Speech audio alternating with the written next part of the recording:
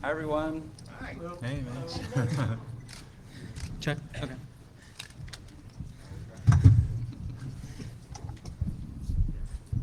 Okay. I'm the MC for this one. I'm also on the panel. So, welcome to the last talk in this room of this current Hope conference. If you have time and energy, stick around after the closing ceremony and help us tear shit down, and you'll get free T-shirts.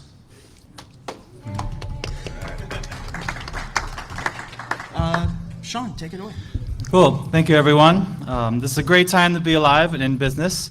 How many people here run their own business? Oh, good number of people. Excellent. You fools. Tonight we'll go over the theoretical and logistical aspects of hacking through business. So first, I'll introduce our panel. I'll ask questions about theory for the first half. Then we'll switch over to logistics with Charles. Then the panelists will ask each other a question, and then we'll have Q&A from the audience. We'll start with Mitch Altman. Mitch is the CEO of Cornfield Electronics. He invents devices that give people opportunities for effective choices in their lives, including the famous TV Be Gone. Mitch is a respected leader in the hackerspace and maker movement and co-founded the San Francisco hackerspace Noisebridge, one of the first US-based hackerspaces. Mitch teaches electronics workshops around the world and is an inspiration to us all. Ben Dubin-Thaler is the creator of the BioBus, a mobile biology research lab, and recently with his team, Ben has created the BioBase in Manhattan, a community lab empowering scientific engagement for everyone. Over 165,000 students from 500 schools have boarded the BioBus, exhibiting dramatic positive changes in attitudes towards science and science careers. Ben has received numerous awards for excellence in research and teaching. I'm Sean Aridi. I'm a serial entrepreneur. I got the idea for this talk while visiting with Mitch. Then I heard that Charles had a similar idea for a talk, so we got together to share these brilliant panelists and ask our questions. Charles Beckwith. Charles is a freelance executive and consultant focusing on fashion, media, and technology. He is a producer and co-host of the fashion industry's favorite show, American Fashion Podcast. Limor Fried is founder and engineer of Adafruit Industries. Limor started Adafruit in 2005 with the goal to create the best place online for learning electronics. Since then, Adafruit has grown to over 100 employees and operates in the heart of New York City with a 50,000 plus square foot factory. Limor was the first female engineer on the cover of Wired magazine and was awarded Entrepreneurs Magazine Entrepreneur of the Year. Philip Terone is partner at Adafruit. He manages the day-to-day challenges of running a factory in New York City. He was previously senior editor at Make Magazine, producing the Make blog, creating the Make video series, and working on the Makershed online store and Maker Faire. He was also senior editor at Popular Science, how-to editor at Engadget, and founder of Hackaday.com. All right, we'll move into questions. I watched a TED Talk recently, and the best businesses answer one question clearly to their customer, and that is why. So tell us, what is the why of Cornfield Electronics? What is the why of BioBus? And what is the why of Adafruit Industries? Mitch, start with you. Sure. We have to share mics. So when I started Cornfield Electronics, when I started Cornfield Electronics, it was 2003, and I started it to put out TV Be Gone into the world, and I didn't have a clue what the hell I was doing. I'm a geek. I'm really good at playing with electronics and putting things together and making them work with microcontrollers. And I've been part of so many startups in Silicon Valley, and saw them all fail, and I thought, well, hell, I can do that. I can fail a company. So I might as well fail my own and not have a boss. So I started Cornfield Electronics and learned a lot really fast. TV Be Gone became literally an overnight hit from the first day of sales, and I sold 20,000 of the things in the first 3 weeks because of a Wired.com article, and I was totally taken by surprise. So Cornfield Electronics was really just sort of, well, I don't know, I guess I should start a company if I'm going to sell something. But then it really had to turn into a real company really fast, and I had to hire a whole bunch of employees and all these other things. So I did not answer the question why before I started it. I had to come up with really, well, what am I doing here? And I came up with the tagline, useful electronics for a better world. So Sean kind of encapsulated it earlier in his words, but I thought having products that would give people an opportunity to reflect on the choices they make in their lives and hopefully learn from those choices and make better choices. And TV Be Gone was one of those things. And of course, I wanted everything to be fun, because if it's not fun, why would anyone do it?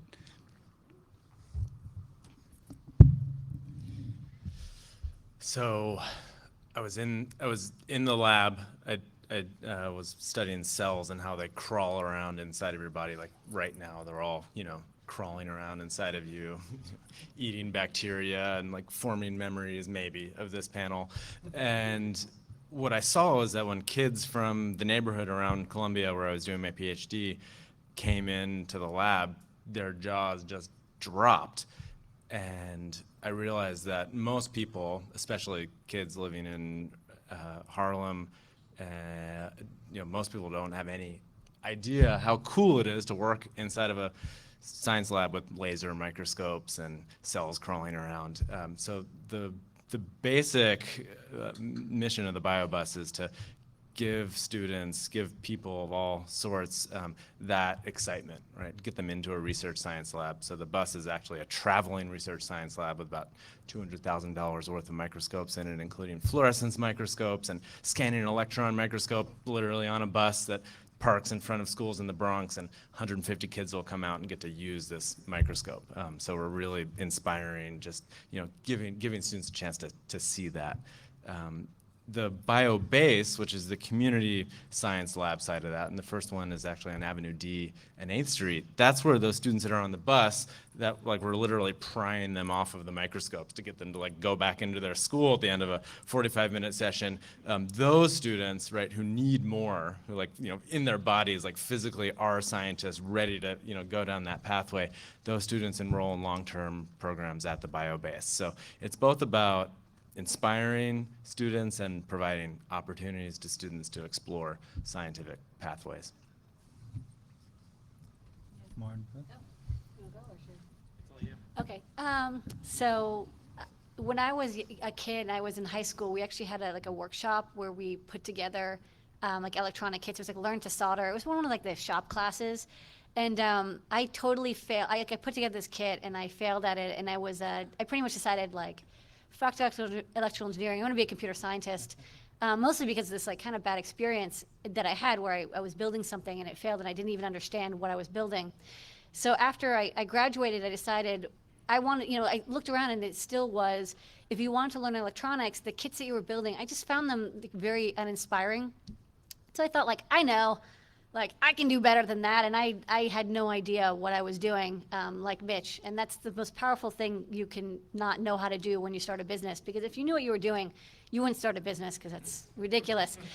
So I decided, okay, well, I'm just gonna design some kits, and I'll put up a PayPal button, and I'll see how that goes, and that was 10 years ago. But mostly I just had this deep need to show people how cool it was to solder and build electronics and learn electrical engineering. I think it was really fascinating, but it was very hard to introduce people to that without saying, okay, you need to know, physics 1, physics 2, E&M, differential equations, fast Fourier transforms. That's how everybody else was learning EE, but I thought it's more fun to just play with it and you learn just by doing. You want to add? No, you said it perfectly. Okay, great. We're done. So what did the Zen master say to the pizza delivery man? Make me one with everything. Studies show that spending time in nature can help reduce stress and prevent illness. Since being an entrepreneur can be so demanding, what do you do to keep stress in check? Well, that's easy. I stay up late. I wake up early. I find situations to stress out over. I get on airplanes and have jet lag all the time. I teach lots and lots of people of various different degrees of skill and experience, which is really difficult. Yeah, all those things make it really easy to reduce stress.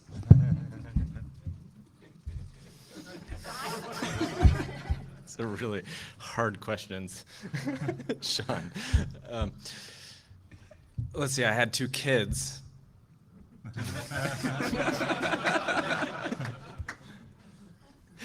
I have to say that I think the only thing that reduces stress is having a good team. Like if you have people that you work with, if you can find people that will follow you, foolhardily or not, if they're good people, that's the only thing that keeps me from going nuts is, knowing that the person who's currently driving the bio bus is not going to like run it off the road, or, like the people that are teaching the kids aren't going to have like a fit and like, scream at some kids. I mean, there's always horrible things that are going to happen. And if you have a good team, at least the worst of those things probably won't happen. Yeah, and let me add to something more serious to that answer. I think the main thing, even though running your own business isn't necessarily stressful, there's no way around it, and that's not the fun part for me. But I'm doing stuff that I totally love, and I have no problem being as busy as I am because I'm doing stuff I love all the time, and laundry, of course. So, but like bookkeeping, that's also not fun. But laundry, it's nice to have clean clothes. It's also nice not to have the IRS breathing down your back, and to have your books in order so that you can actually have cash flow and all these things that keep the business alive. And all that makes it, enables me to keep doing what I love so much. So the stress just doesn't really matter. It's the kind of stress that I get more out of than it takes away. I mean, I think that, like they said, there's no way around the stress of business, but stress isn't necessarily bad. I mean, yes, it is stressful and you have a physical and emotional response to it, but one thing that we do is whenever we have a stressful situation, and they will come up every single week, whether you like it or not, is the first thing I think of is, okay, well, it's a really weird thing to think of, but I think nothing has actually changed from day to day. Like the company hasn't like collapsed. It's just, okay, you're going through a difficult period, but nothing has changed. Tomorrow will be another day. So, things go up, things go down. You have to kind of have this more holistic view of it. But also the things that are stressing you out are the things that are making your company stronger, right? Like working out is stressful. You are stressing your muscles, but that's the only other way to get stronger.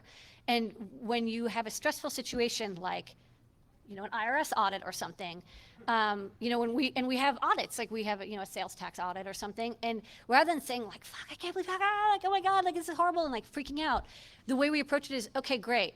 This audit is going to teach us everything we need to know to be perfect, and so we're going to do the best job we can, and we want to be audited every single year.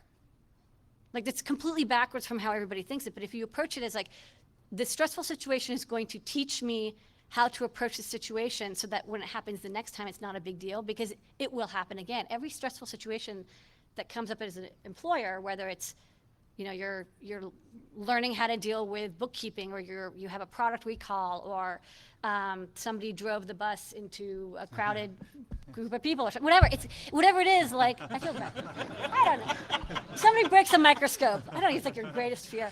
It's gonna happen again, so just use that as a way to like train yourself and have that be an autoimmune response that protects you from the next thing that occurs. So you can have longevity, not just reaction to small scale stress situations. Yeah, and I work with Lamore, so some of the things I'm going to say sounds like that. But a lot of the things that we try to figure out is what not to do. So especially if you have a company that's successful, you can almost do anything. You can go into every business and you'll probably fail. So a lot of it is ways to avoid stress is not choosing things that's not your sole focus. A lot of the times that we come across an opportunity, we go back to what are the values we want to hold on to, what are the things we want to hold on to, and what are the things we want to let go. Sometimes it doesn't make sense to be great at some things, but some things you should be great at always. And I think the vibe of, we don't really want things to be easier. We don't want stress to go away. We just want to be better at what we do. And I think that's a healthier way to look at it, especially with the way the world is right now. Like never in the history of forever, has anyone been able to get a hold of someone? So how you react to things is kind of how you're judged now. And if you're confident in it, you have a good team, you can react to things way better than when you're by yourself. So I'll emphasize the good team thing is really important. I mean, is there anything worth doing that isn't stressful?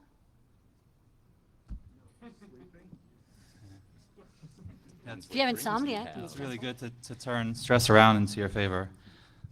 I like these answers. Okay, so we'll start from the left this time. What is the biggest dream for your business? Biggest dream for the business? yeah. Well, I would like to continue to get the stuff out of her head to everyone because it's kind of interesting and delightful. Being able to manufacture in the US successfully has been one of the big goals, and we want to continue doing that. Yeah. Yay. So, you know, here's a fucked up stat. We might be the only cell phone manufacturer in the US right now. We make, yeah, yay, whoa. Yeah, I think that's good. So Motorola had an assembly factory, and they weren't really making cell phones, but they even stopped doing that. So we make these cute little Internet of things that are phones, and they also can make phone calls and all that. So the dream is to prove it can be done, because it doesn't even matter if it's about manufacturing or electronics, just that some weirdo gothy kids that hang out at hacker conferences can have a US manufacturing company in Manhattan. It's one of the worst ideas you could ever come up with. And I feel like if we can do it, if this girl can do electronics and engineering. That was going to be our motto. Yeah. When It started was, it's so easy, even a girl can do it. But Yeah. you shot that down. Yeah. So I kind of feel like as a society sometimes we are what we celebrate. And if we can show that this is possible and we're not giving up, then that's kind of the dream. So not giving up. Awesome. My dream is that I met this like a wonderful young lady who's was 10 or years old, and she was like a huge fan. She's like, I'm learning Python and I'm learning Scratch, and I'm like, my dream is that you grow up and you put me out of business. That'd Yeah. be so cool. That was just on the exhibit floor in front of the Hackaday booth. Yeah, we're like, please put us out of business. Yeah, like my dream is to create a huge group of competitors that like do open source hardware and manufacture in New York or in America and make the next TV be gone or make the next BioBlast. Like that's what I want. Awesome. You, Ben? The dream that we have right now is to take some of the highest needs communities in New York City. Right now we're focusing on the Lower East Side and Harlem and the South Bronx, and just create a generation of students and their parents and their brothers and sisters and grandparents that embrace technology, embrace science, see it as something that's a positive force in their lives and something that they can actually influence, and for those people to start coming to conferences like this in larger numbers and start just engaging in the scientific community more broadly. And I think that through over the course of time, over 10 years, our approach is to really have every single student in the public schools in Harlem and the public schools in Lower East Side come through our programs. We have about 35,000 students a year. And I think over the course of 10 years, we hope to and we dream to really see that kind of shift, that like really community-based shift in attitudes towards science and technology. Yeah, so my dreams aren't really so much for the future, but just for the ongoing present. I'm living a life I totally love, and that's been my dream all my life. And if I can keep doing that, that's just awesome. So what I love is to be able to inspire people to live lives that they think are way worthwhile. And if I can keep doing that, that's what I want to do. Awesome. Do you believe there's some sort of pattern or formula to becoming a successful entrepreneur? Yeah, explore and do what you love. It's super easy. It's easy to stay anyways, because there are a lot of impediments in the way of actually choosing to do what you know you love. One of the impediments is that most people don't even know. Many people don't even know what they like. They just do what they feel is what they have to do or what they're supposed to do. And working a job, coming home, burned out, maybe watching TV, watching more TV, watching more TV, playing a video game, watching screens, whatever, and then going to bed, crawling out of bed to go back to the job they don't even like to make just enough money so that they can continue to do all that. That's not really a recipe for a life you think is really way worthwhile. So, yeah, but if you explore, give yourself time to explore, and then if you do, you'll find things you love eventually, and you can do more of that. And if you do that, chances are other people will love it too. Maybe just a few, maybe a bunch. If it's a bunch, people are excited about it in your local community, that probably means there's an opportunity. And if there's an opportunity, go for it. You know, we've all talked about really stupid ideas to start companies with, and here we all are, many years later, still making a living off of these things we really love, because we've made the time, all of us, to explore and do what we really love doing, what we're passionate about, what we find meaning in doing. And it's only because we made the time to explore and then really do what we love and found opportunities in doing that. What do you think, Ben? I think I can just echo Mitch a little bit here. I mean, it took me a long time to get to BioBus, and I knew that what I was doing, while it was good in the eyes of a lot of people, wasn't really the thing for me.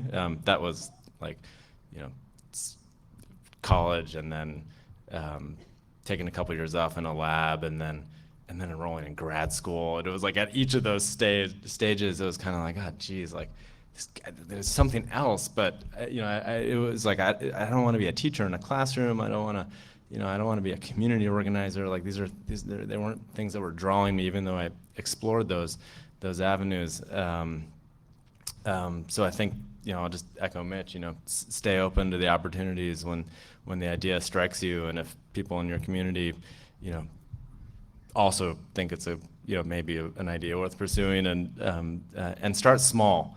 I mean, with the bus, like literally I went on Craigslist and bought an old 1970s transit bus and convinced some of the microscope companies to like donate some microscopes, which, you know, those things were amazing that actually happened, but it was really small scale. And then I just started, you know, like calling up friends of mine who were teaching and saying, hey, you know, like, can I bring this bus full of microscopes to your school for a day? Like, well, you think your students would like that? And they're like, yeah, like bring it over. And just getting that initial positive feedback on that small scale, you know, and then moving incrementally for me was how I was able to build slowly, build sustainably, and I think, you know, perfected the very, you know, rough idea, right, that I started out with as I went forward. Do you believe there's a pattern for formula becoming a successful entrepreneur? I mean, there's like two pieces that I think I've seen a lot of, and I'm totally stealing other people's advice to me. Is the first one is the most pragmatic, practical advice, which I have seen every successful entrepreneur has managed to follow, which is they actually knew how the business made money.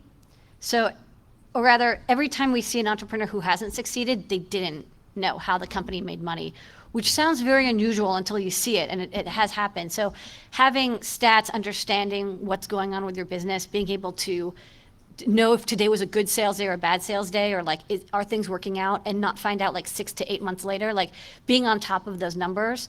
And the good news is if you're a hacker, you probably can hack together some scripts, or you can do some MySQL queries so you can know on a day-to-day basis. When I see people who are like, oh, I have a shopping cart, at the end of the month I get the sales stats, and I'm like, at the end of the month it's too late.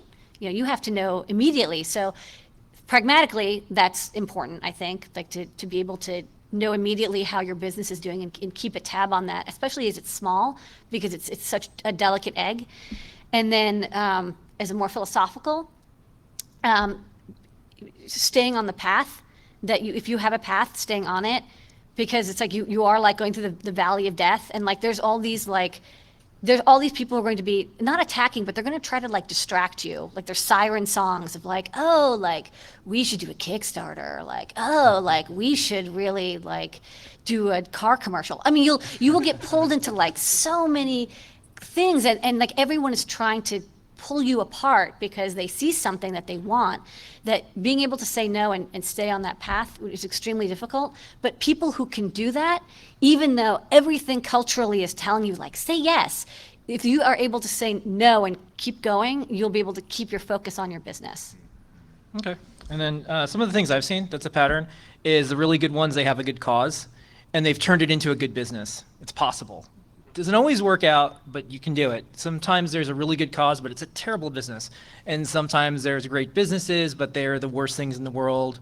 Maybe the financial industry and stuff like that. Like it's a great business, billion% margins, but kind of a crummy cause. So the really good entrepreneurs seem to figure out a way to be a good cause and a good business. As far as the other pattern is, they are very others focused. For their team members, for their employees, for their customers, everything.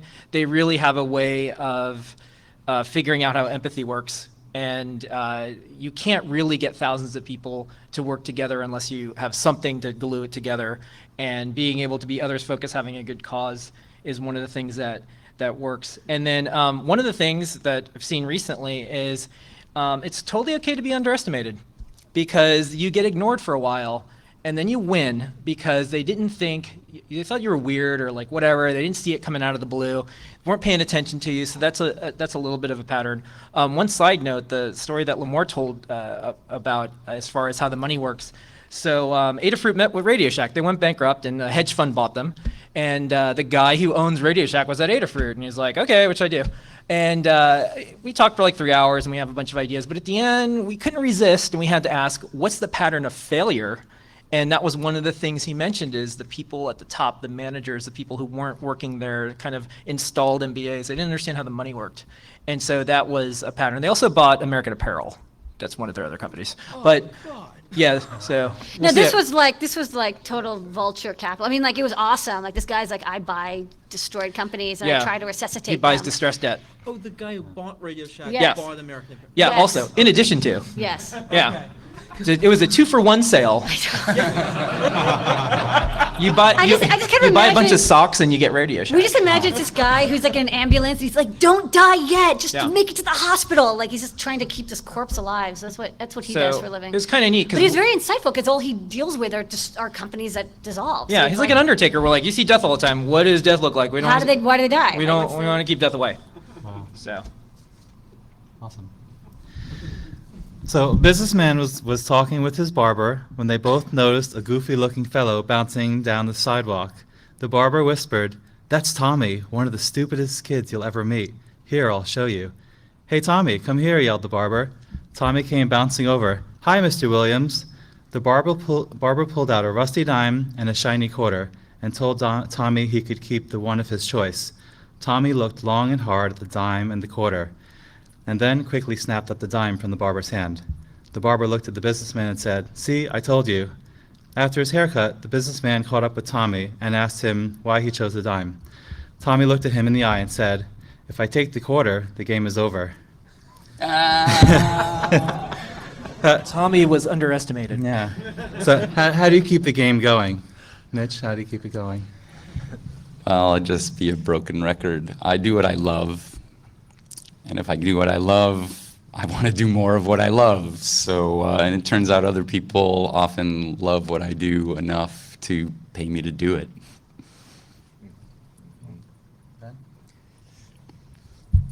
I mean, maybe I'll just take like the the more pragmatic.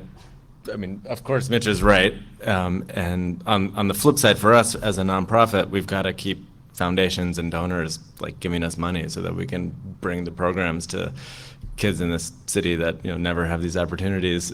So we have to a lot of times think about, okay, how are we going to present this in a way so that they see the strengths, right, in the most obvious way. And we really need to, like, oh, the bus is at this school, we got to send it, we got to take some photographs, right, oh, like this student is about to leave and they might not come back, but they had this amazing experience with us. We've got to interview that student so we can, make sure we've got the testimonials that we need. I mean, it's the kind of thing that's easy to like just forget to do, and you look at that kid and you're like, wow, that kid is amazing. But you've got to remember that you've also got to communicate to other people that that kid is amazing so that they'll support you working with more kids like that.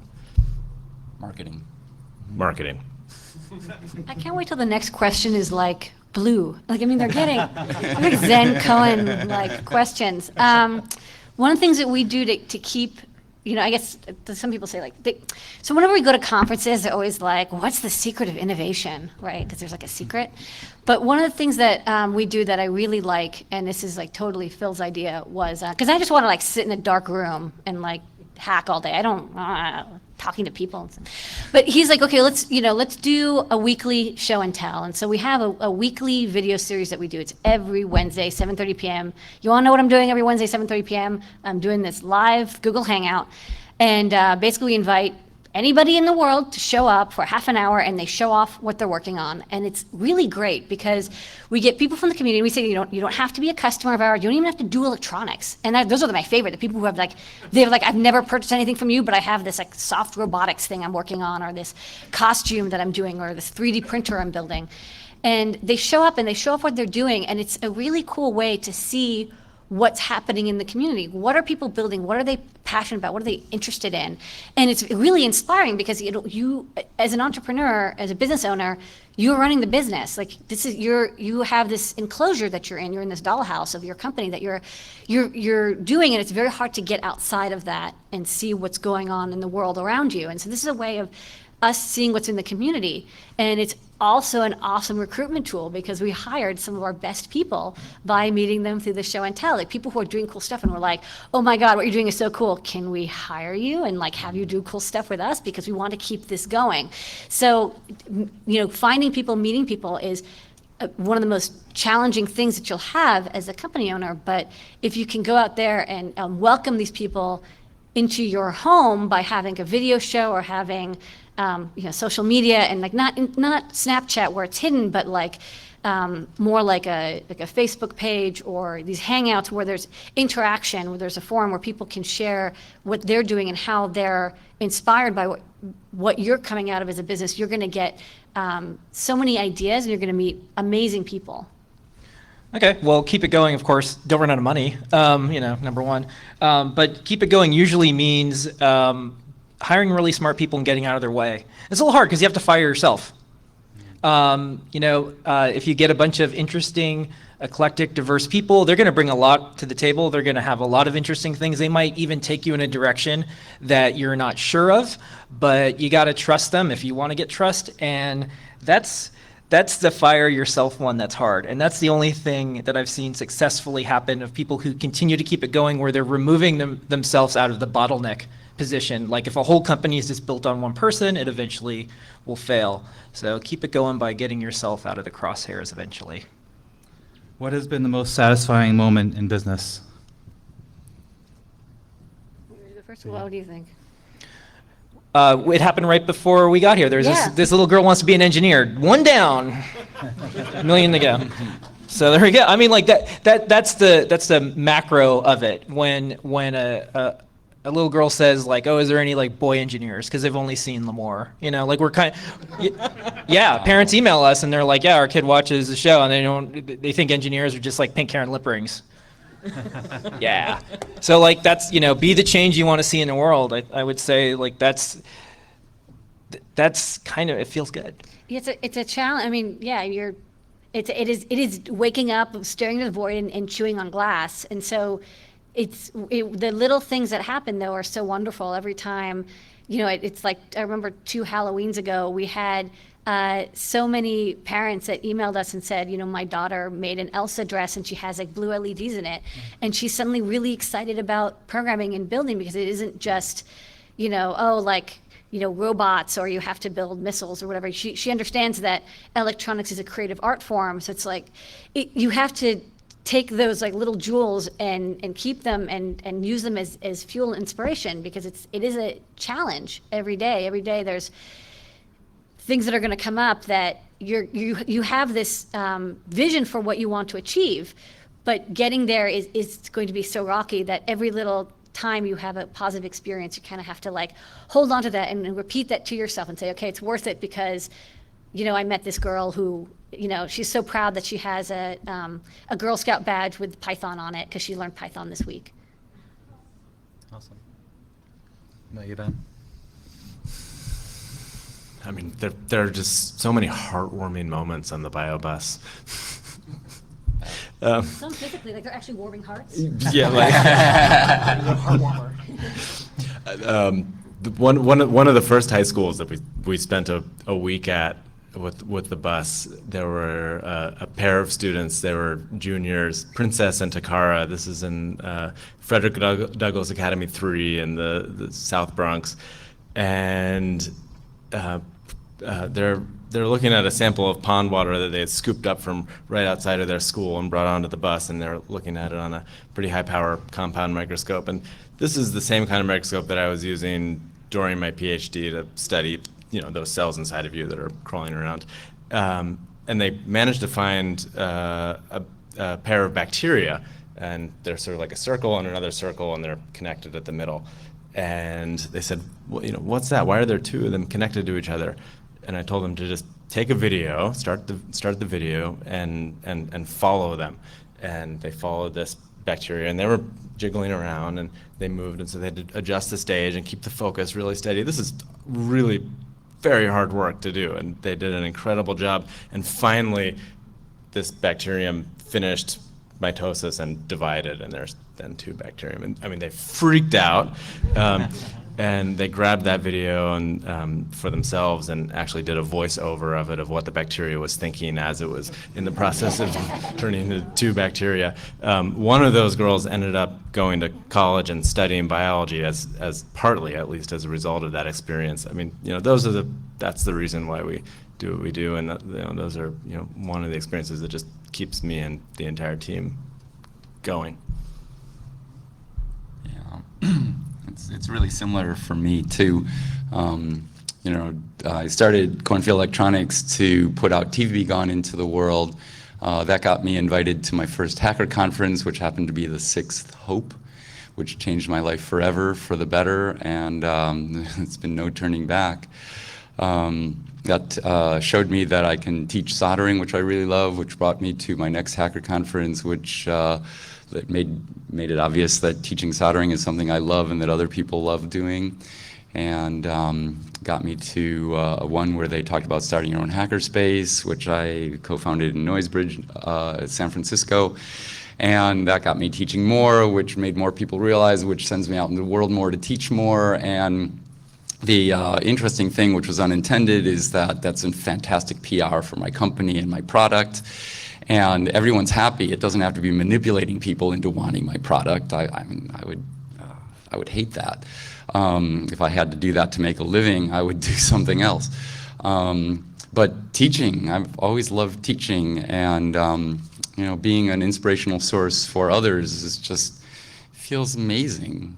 I don't know why more people don't share and do that more, and helping others is just, it's just great.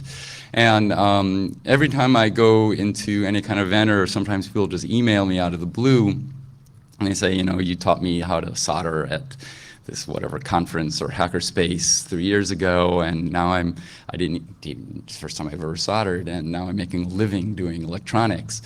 And that's happened more times than I can count, and boys and girls, it doesn't matter, it's just, and transsexuals even, it doesn't matter. Gender does not matter, age doesn't matter, skill level at the beginning doesn't matter. Just people can be inspired, find something they love, and cruise off, and then it changes their life, and they can make a living doing what they love, and that just makes me feel great, and reminds me why I do what I do.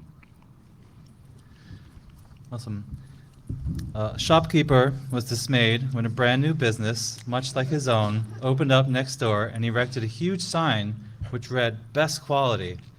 He was horrified when another competitor opened up next door on his right and announces its arrival with an even larger sign reading lowest prices. The shopkeeper panicked until he got an idea. He put the biggest sign of them all over his own shop. It read, "Main entrance."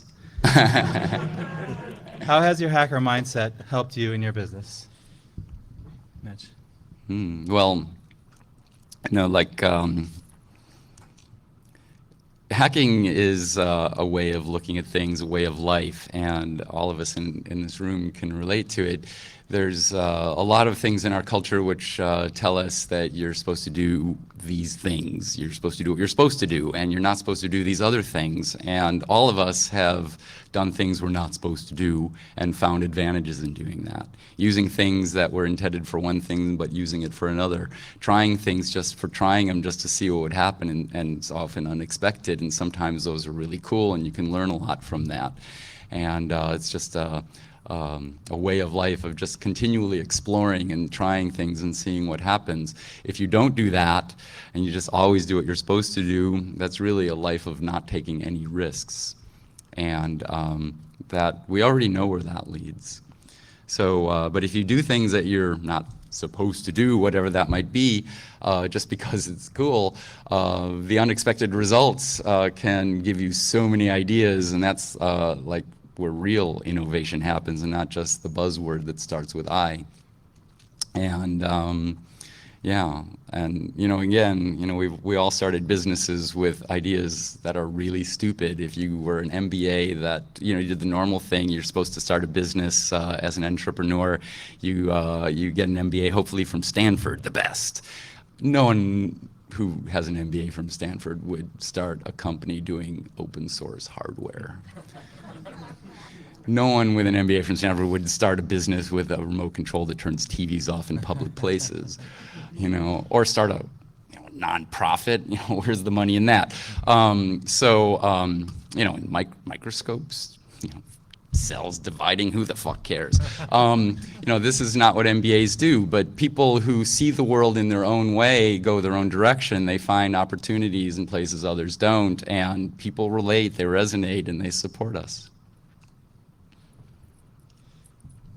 All right, so when I first bought the bus, it was actually in Sioux Falls, South Dakota. Drove a day and a half before it broke. Right, didn't even make it out of South Dakota. We were in Rapid City, like the west end of South Dakota. Turns out that it was the transmission control line, and I didn't know anything about buses. I mean, I used my parents' car when I was in high school, and then I moved to New York City and didn't drive or have any automotive experience. Fortunately, I had electronics lab in school, and so managed to trace out the wire, solder. Oh, okay, it's not that good. So what I ended up doing is jumping from the main battery terminal to the neutral solenoid on the transmission, just bypassing the entire circuit so that I could actually hit a switch. Well, when I say what I mean is my wife, who was actually just my girlfriend at the time, whenever we wanted to put the bus into drive, she would run to the back, open up the transmission hatch, flip the switch that we had soldered together to bypass all the electronics, the gear shifter electronics, and just put the bus into drive. Then she would close the hatch, run back up to the front, and then we would actually go. So that's the stupid example of how hacking helped. And it works. And it works. And she married me. I think the other maybe illustrative example to give is at the very beginning, and related to what Mitch was saying, in the very beginning, the exhibit hall here at Hope, compare that to the New York Auto Show, right? I was really worried that, so the Natural History Museum, that's the New York Auto Show, and the BioBus then was at best the exhibit hall here at Hope, right? In terms of polish and marketing and flashy lights and all that stuff, right? So it was very bare bones. It was bad in a lot of ways, but the key ideas were there, where we had managed to literally hack together this functioning research grade science lab with some serious help from microscope manufacturers who donated the microscopes, but still managed to make it all work so that when the kids came in, like the teachers would see the outside of the bus and then they'd sort of walk in. It would get worse, and then the students would notice the microscopes and the video screens, and that would be the end. They would just be hooked on the actual tech. So, it was hackery in the sense that it was just the essential, right? It was just the prototype, like proof of principle, which got us started, and not being too worried. I mean, even if I was worried about it, I don't know what I could have done about it. But not being too worried, right? Don't let that prevent you from trying things out, right? With that sort of bare bones prototype. I think when, it's kind of, Mitch mentioned this a little bit, is that when you start a business, there's a lot of, and there's like these magazines, they'll kind of pressure you with all these like best practices, like, oh, you should have an MBA and you should have a business plan and you should go to the bank and get a loan. And all these rule sets that are being pushed to you through like media and how business is supposed to work, when you're a hacker, you realize like those are best practices, but they're optional. You can go around them. There are some legal obligations. You pay your taxes and you have to pay your payroll, and there's a couple other legal obligations you have as a business owner. But other than those specific rules of April 15th, you got to file, everything else is up for grabs. I mean, you could use QuickBooks, or you could just keep it in a text file. You can, sell things this way, you can sell things that way. You can, run your business out of a fancy office, or you could just do it out of your basement. All of these things these best practices are just suggestions. And once you realize they're just suggestions and you don't have to do them, you actually kind of get freed up a little bit to explore it the way you want to. I mean, what is really neat about being a hacker and people who understand kind of this hacker spirit is, if you find an open source tool that does what you want, or you have this attack vector you want to do and you have to learn a new programming language, you're not going to say like, shoot, I have to go to school for 4 years to learn this programming language and then I'm going to come back and look at this exploit. No, you're going to go and like read about it, maybe pick up a book or check some websites. You're going to immerse yourself in that knowledge, and then you're going to come back and attack it with all the knowledge you've had. You will go and learn the skills that you need to learn. And that's actually the most important thing, because when you start your business, you have to wear so many hats. You have to do the bookkeeping, and you have to do sales, and you have to do marketing, and you have to manage your website. And you have to do pricing and purchasing and rent and cleaning up and making sure the coffee machine works. All of these things are going to be your responsibility. And so having that hacker mindset of, okay, I need to understand now how to do this kind of report, you will go and learn that. You'll figure that out. You'll absorb all that knowledge, and then you'll just do it rather than feeling like you need a formalized education or path. That stuff it's best practice. It's optional. You don't need to have that. You don't need to have an MBA. Okay, I'm going to recap. So this sign thing that's going on, everyone's making signs. So I would get into selling all the sign people components and like blinking LEDs and stuff, because that whole block is buying a bunch of signs. That's be the first thing that I would do. So they can keep making, division. they can make all the signs they want. But on a serious note, if that is going to be the vibe, someone opens up shop next to you and puts up a sign that says what they do, great. I would show people how to do it, and then I would completely eliminate their one-word marketing phrase, and then I would sell components on how to do it. I would surround it with good information, and if you put out really good information, that's a form of advertising. So they can continue to build up a market. They could advertise all they want, but in the end, if you do a better job, everyone's going to go to you. And if you look at what we do, which is DIY electronics, there's a lot of people doing it, but when you search and search and search and you really want something to work, you probably end up at Adafruit. And that's how we got around the whole someone's making another sign. And we do sell LED strips that make beautiful signs. Yeah, lovely signs. Awesome. I have a bunch more questions, but I do want to shift into logistics, and maybe if we can do like rapid fire for 5 minutes. I have just like a few more questions that I would love for you guys to answer. So if you received a grant for $1 million with no requirements, how would you invest it in your business? I would actually not invest in my business. I would help lots of hackerspaces all over the world get started. Awesome. Oddly enough, my answer was going to be give it to Mitch to see what he wanted to do with it. I'm not kidding, because we don't need $1 million. We'd say, Mitch, do you want $1 million? I would complete the fundraising campaign that we're working on right now to build our next bus, so we could stop fundraising for a while and actually build the next bus. Awesome. I don't know. I mean, like, other than give it to Mitch, I mean, I think that that's like the most entertaining. I mean, I think it would be really cool to, if we had a grant, we would figure out a way to use that to get all the electronics to people who need it. There's a lot of organizations out there that do need the money, or maybe divide up the grant money and give it to other groups. I mean, we have met so many lovely nonprofits and organizations that are doing good work on the ground that I'd probably split it up and say, like, hey, all of y'all, you do what you do best. You know how to reach the people better than we do. In Mr. Robot, the big financially successful company is blatantly named Evil Corp. How do you feel your ethics are challenged as a business person? Yeah, I can start. We're tested every single day. How do you treat your employees? How do you treat your customers? If you're an open source company, you're ever going to go back on that. If you put out your values, that is where you're tested. And one of the things, and this is just a piece of advice, if you're starting a company, be really clear what your ethics and values are. That can make it harder for marketers to fuck it up later, because they'll have to try really hard to break all the public things you said you weren't going to do. Everyone always refers to Google's "don't be evil," and now they don't say it as much. Maybe be more specific the next time you start a giant company or something. That way it can keep going forward, and the test is easier to pass for the people that are running the company.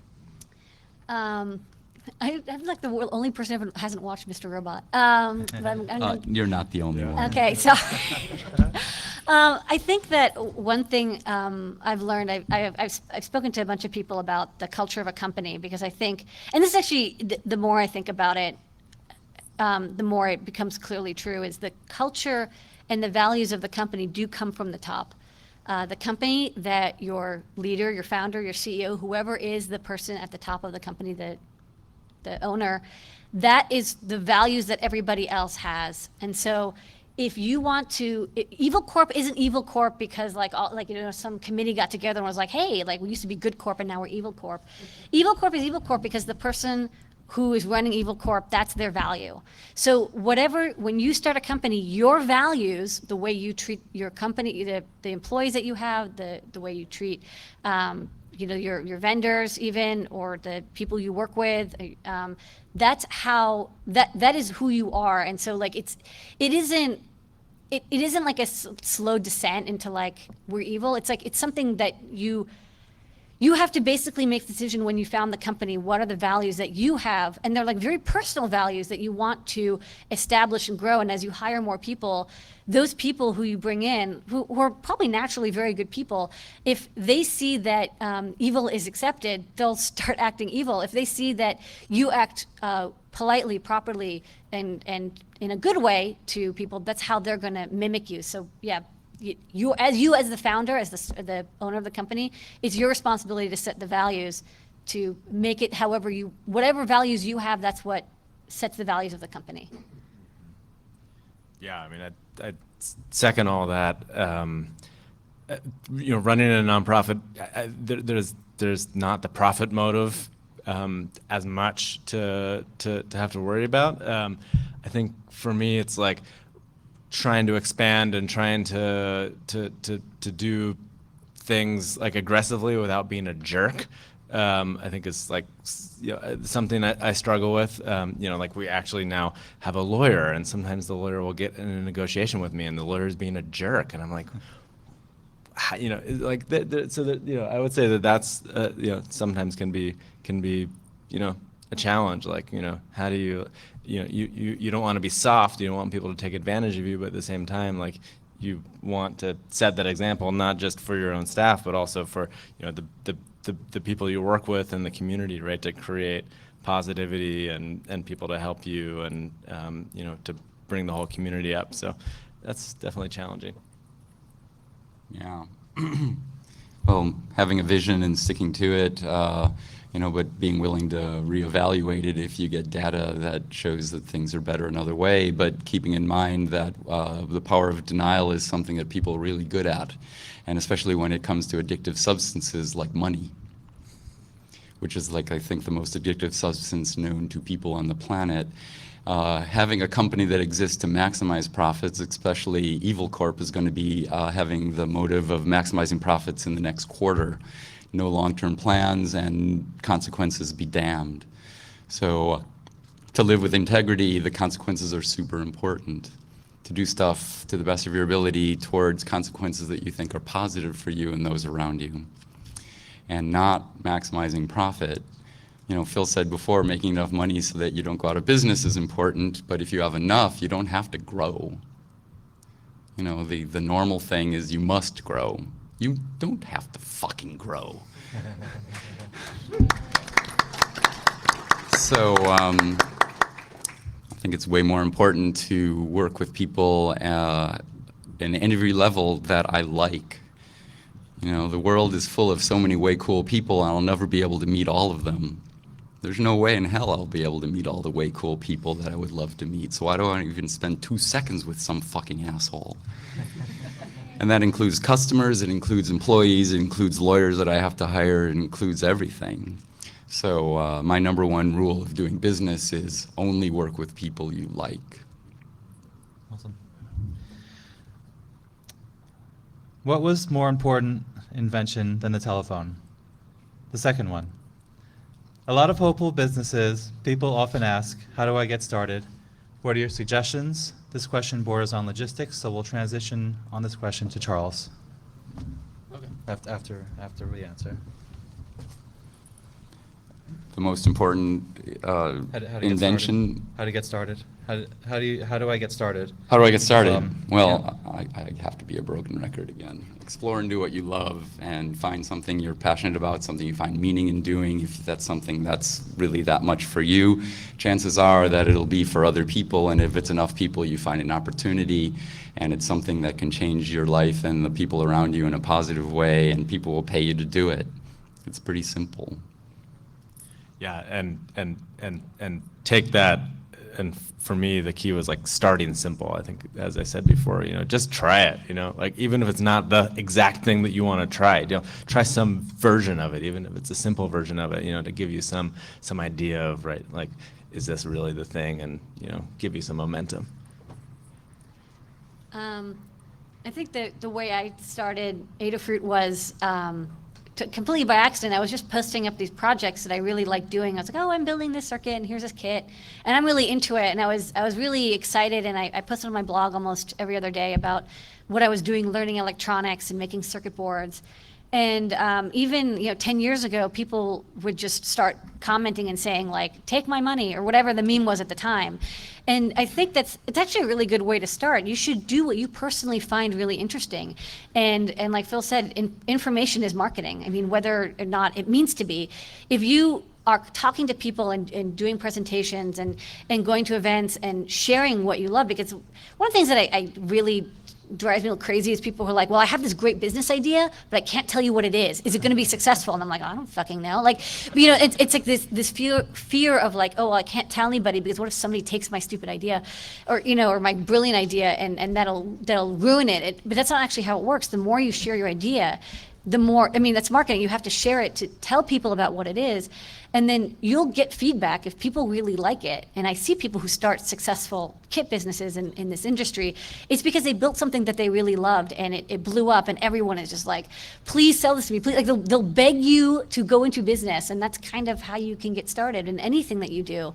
If you're an excellent chef, eventually people will say like, please, please, please open a restaurant. If you're a great artist, people will eventually ask you to sell them your work. People are very good at throwing money at whatever they like, and they'll usually tell you. Okay, well, how to get started? there's never been a better time. There is so much information out there. It's not like it used to be where it was so difficult. If you're in the US, it's easy to start a business. You don't have to go to the library anymore. Like, you could do almost everything online. There's probably too many businesses that start, but that's great. So it's almost like, how can you not get started at this point? You're going to be talking yourself out of it. There's so many stories. There's so many business books. There's so many people you could talk to. There's so many places you can visit. It's never been a better time. Start now. Do it. Okay, I'm going to hop over to the lectern. Okay, later. He's starting a business right now. Can't wait another second. Okay, can you hear me? So I've been involved in the last couple of years in a lot of people trying to get projects off the ground and startup companies. This is going to be a somewhat abbreviated brain dump of all the information I have on avoiding traps, and then we'll go back into questions with the panel.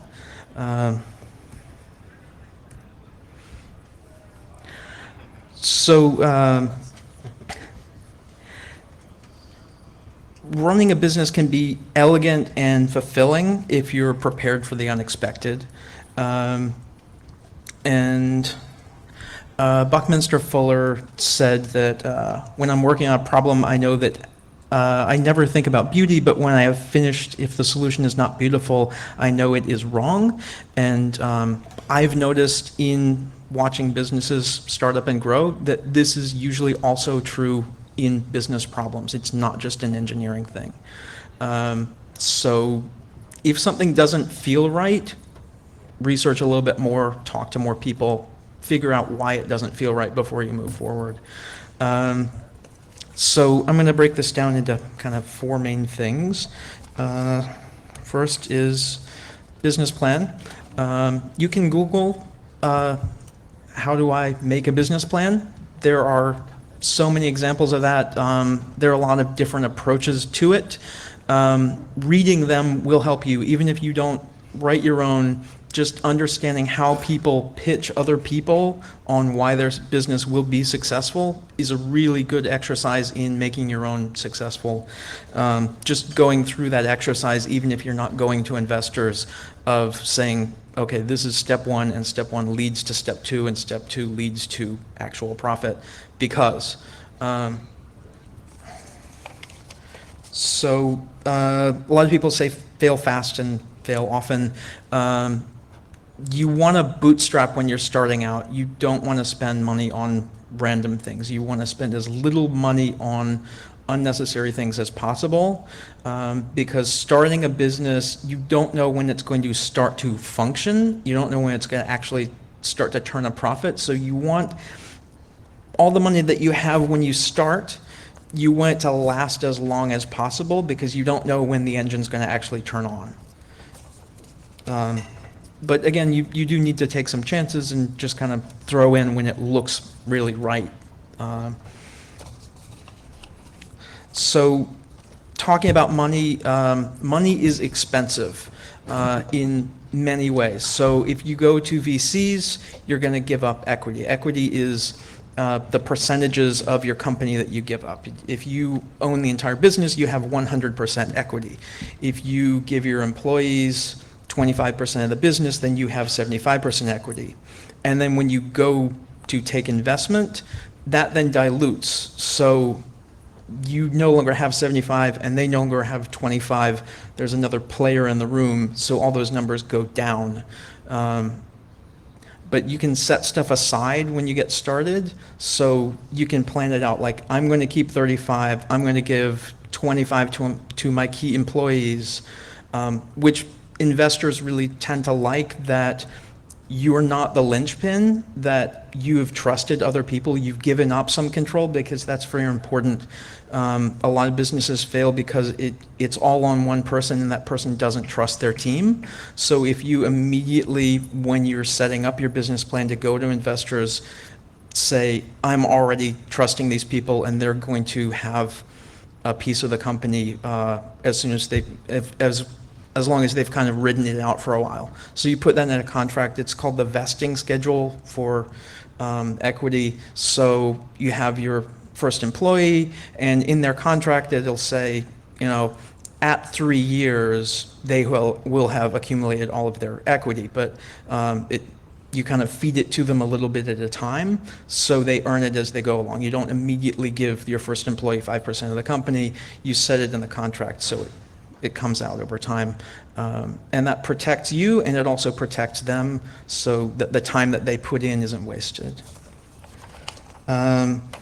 Grants can be extremely expensive. If you take money from the city of New York or the state of New York or the federal government, the process of, okay, you have won the grant, you then have to fill out all this paperwork and go through all these processes to prove things as you go along.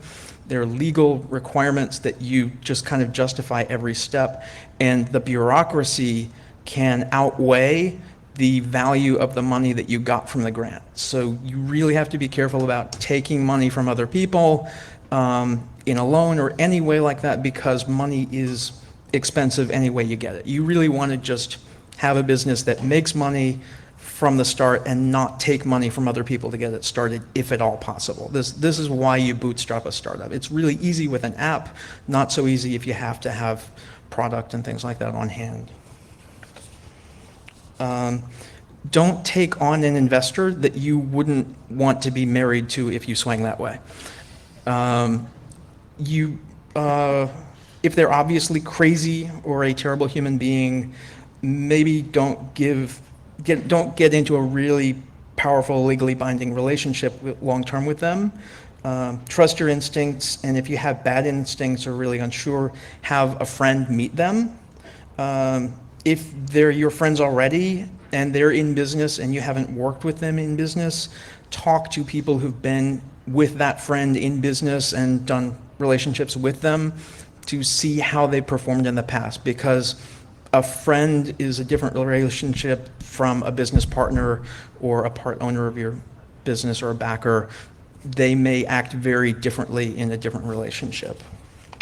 So trust but verify. Pick investors who can bring knowledge and connections. The biggest advantage of having a good investor is possibly less the money they bring and more the network and domain expertise they bring. You might give equity to someone who isn't sure they're about investing money in your business, but they might make phone calls for you that open huge doors. That usually requires compensation. So you can set up a contract with someone that, say, if they help you bring in an investment that will take 30% of your company, when they secure that for you, they get 7% of the company. And so they don't have to invest the money. They just have to trust you enough to make the phone call that says, I want you to meet with this person who has a great idea. And that's actually how a lot of businesses get started, with really rolling along. But really you want to start by proving yourself a little bit in terms of the business functions before you go to any kind of investors. You want to get some test information out there. You want to have data when you go to investors, because real investors will want to know, they want to see your work. And it's getting harder and harder to get things like apps funded because the investors have been burned so many times. The seed investors and the VCs, they've had so many failures that they're really wary of stuff. So you have to kind of prove your business case. So you can't just, I have a great idea, I'll go to a venture capitalist and get money for it. Really not working in this business environment right now.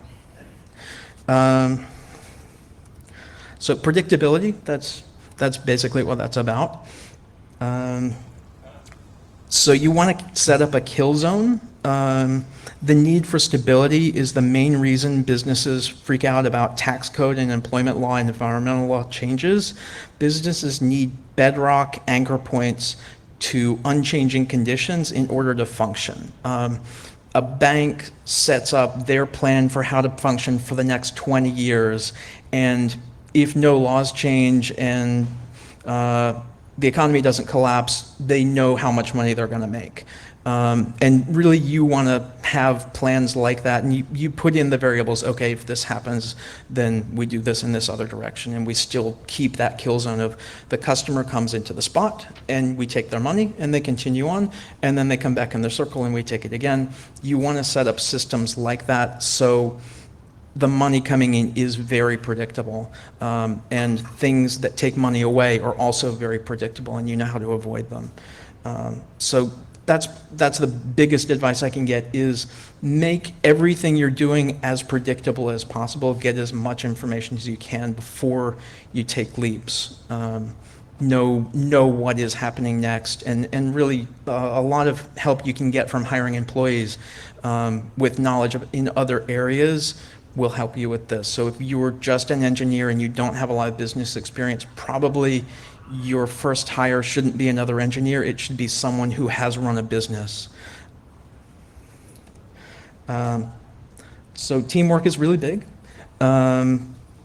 Finding a business co-founder, you would go to like co-working spaces, startup events like Startup Weekend.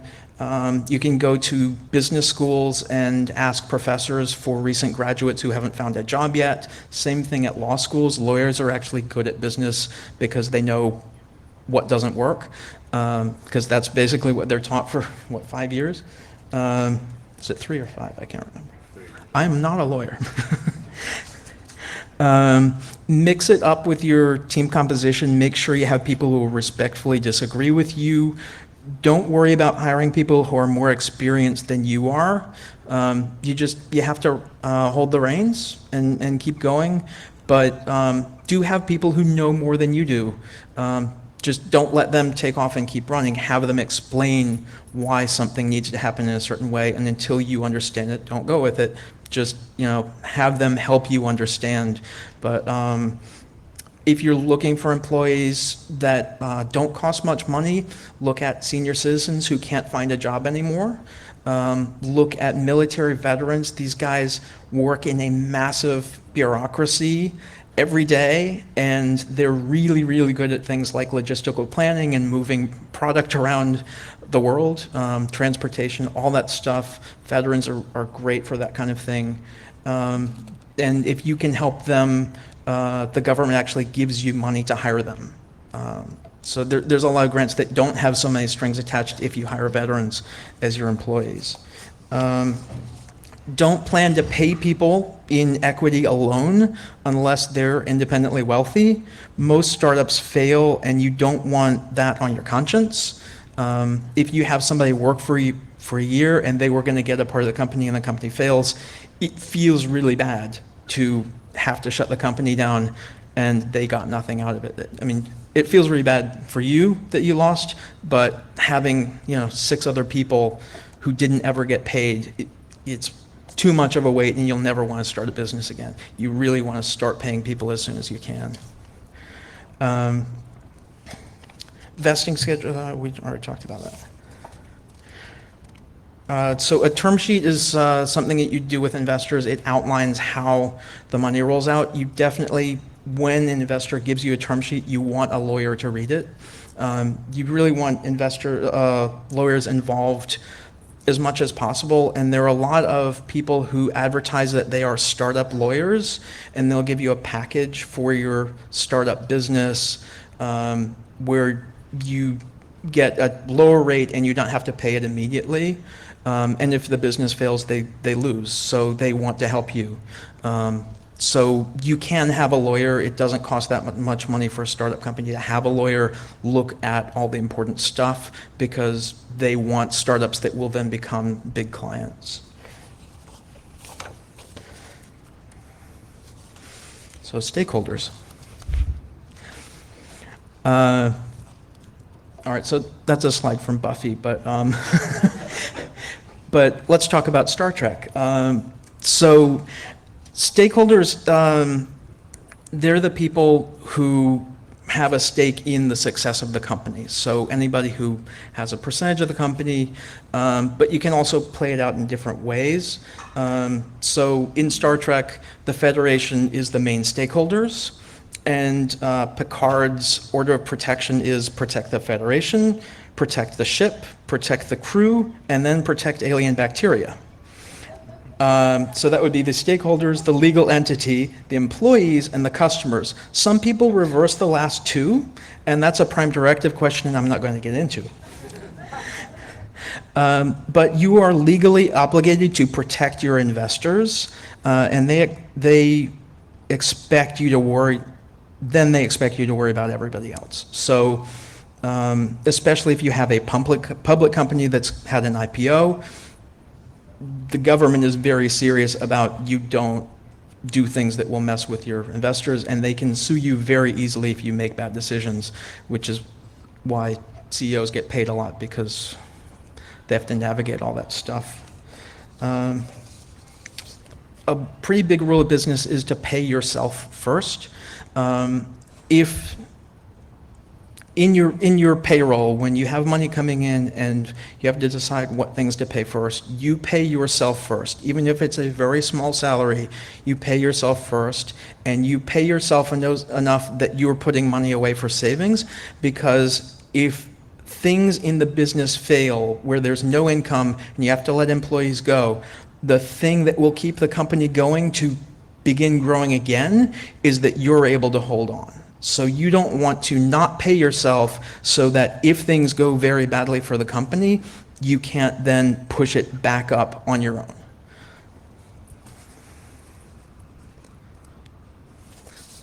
Okay, back to Star Trek.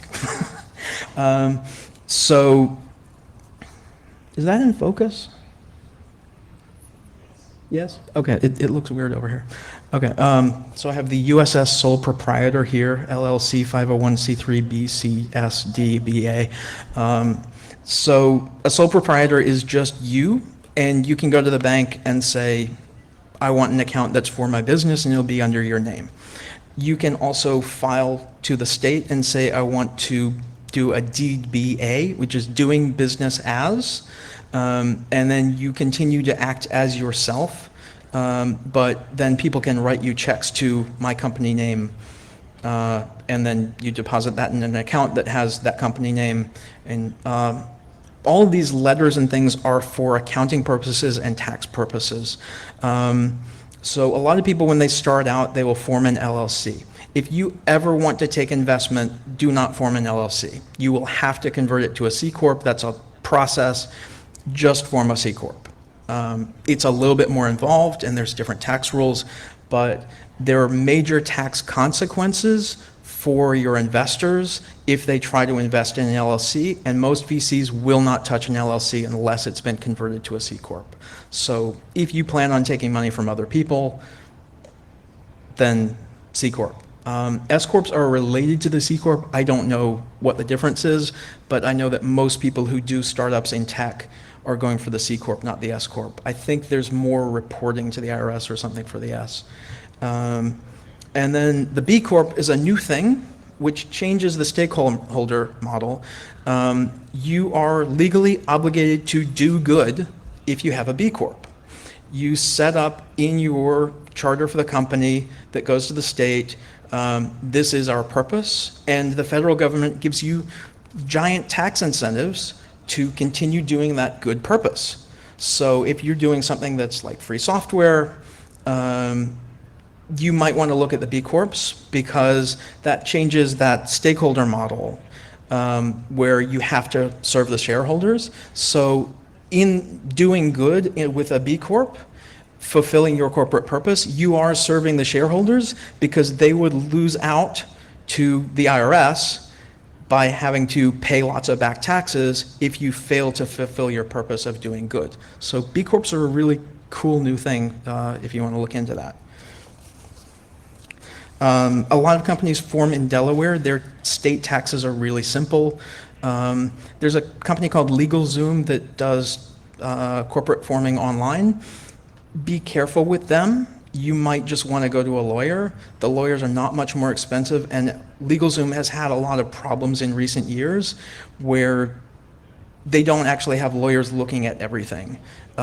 Sometimes some of their documents were possibly written by accountants. I mean, like charters for companies, and so they've gotten sued quite a bit, and a lot of lawyers are advising people to avoid it, even though, you know, lawyers would, because it's cheaper than them. But I would say be careful about LegalZoom. Locking down IP is pretty important for tech stuff. That's another thing you should talk to the lawyer about, even before you write something, even before you create intellectual property, you want to talk to your lawyer about what's the best way of going about protecting what I'm about to create. Okay, so SWOT is a great tool. If you watch Silicon Valley on HBO, they did this and it was very funny. So SWOT is strengths, weaknesses, opportunities, and threats. And what you do is you make a little grid. This is the SWOT for attending hacker conferences. A strength would be I'll learn something. A weakness is overcrowded talks. Opportunities, you can restock on t-shirts. Threats, my burner may get pwned. And there's a couple of other examples there. So this is a good way of approaching when you need to do something in business, when you need to think about something that's coming up. If you just do this little thing and put SWOT and then just list shit. It's a really effective tool for, especially if you have a group of people who have to think about something, it's a good way of brainstorming how to move forward and how to approach a problem.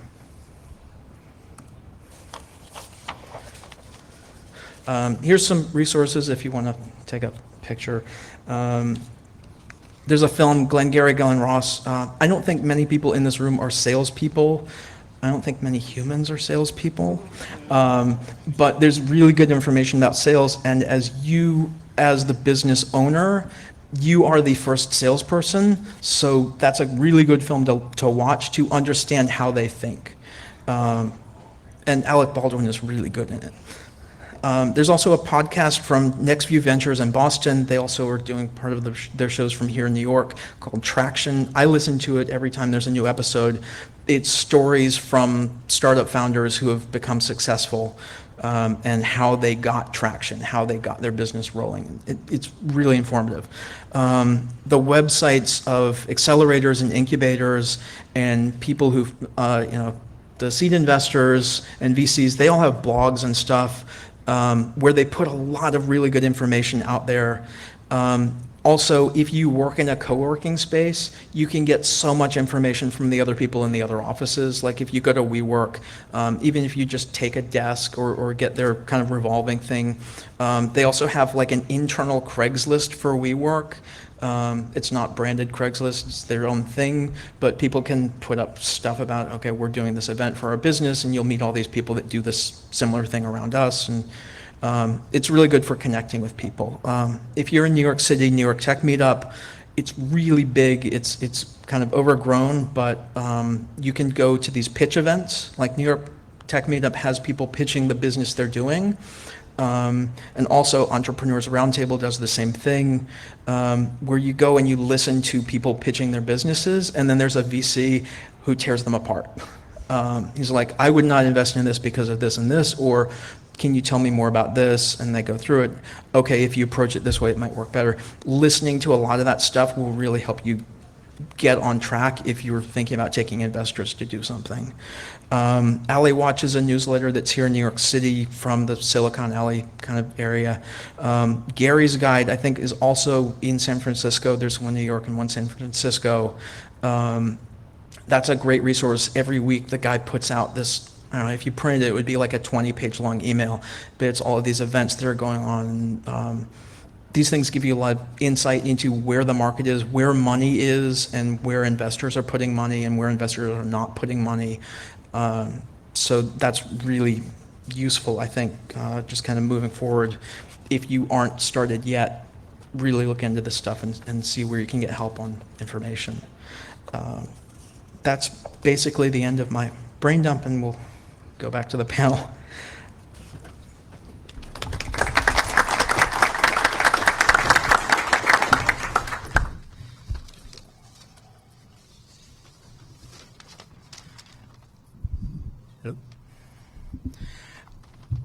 So I wanted to ask first about predictability and how you approach, like, do you know who your customers are? Do you know who they're going to be 5 years from now?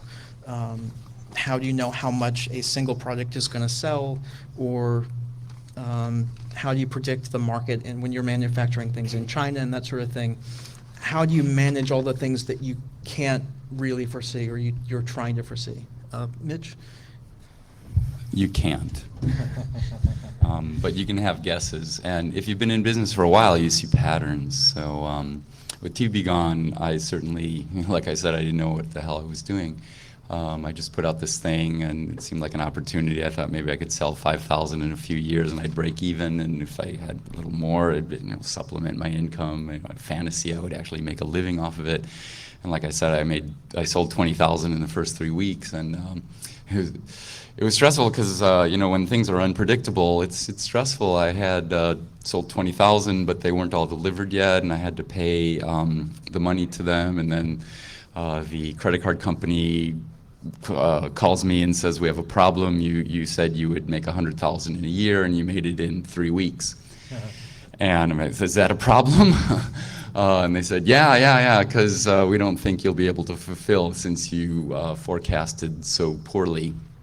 And so they withheld all of my money, which I needed to pay the manufacturer to get the product so I could make the fulfillment.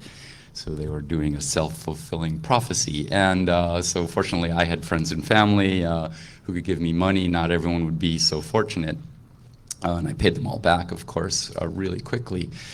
So yeah, predictability is a really wonderful thing if you can do it. But if you're doing these hackery kind of things, you can't predict. Well, how do you know how many of something to make in the first place? Well, for TV Be Gone, that was in 2003, and when I was setting all this stuff up, and 2004, and back then things were really different than they are now. Things have changed a lot, especially in manufacturing. Back then, I wanted to do it in the US, but it was low quality and high price, bad combination. And I looked all over the world, and China was the place to do it. And the minimum quantity for any manufacturing back then was 10,000. So I figured I'd do 10,000, but suddenly I got a little bit of money from an old company that I thought would make nothing, and I got 60,000, and that allowed me to make 20,000. So I just did it. After doing math, of course, and trying to see how I'd break even. But so I made 10,000. Nowadays, you can actually have some kind of idea, and with a lot of services around the world, including China, including in US, including in Germany and other places, you can make 500 and just see how it goes. You don't have to put up all this money. You can have Kickstarter and other kind of crowdsource, so you don't even have to take all that much of a risk. You can put it out there and see if people support it. And if they do, great. I was lucky enough to have that $60,000 that came out of nowhere, so I could basically kickstart my project. And like you were saying, it's best to self-fund if at all possible. I never had to deal with investors, which I know I wouldn't like, which would violate my one rule of doing business. And but after a few years, you see a pattern, and when things deviate from that pattern, you have to respond, and respond quickly, as Lamore was saying earlier.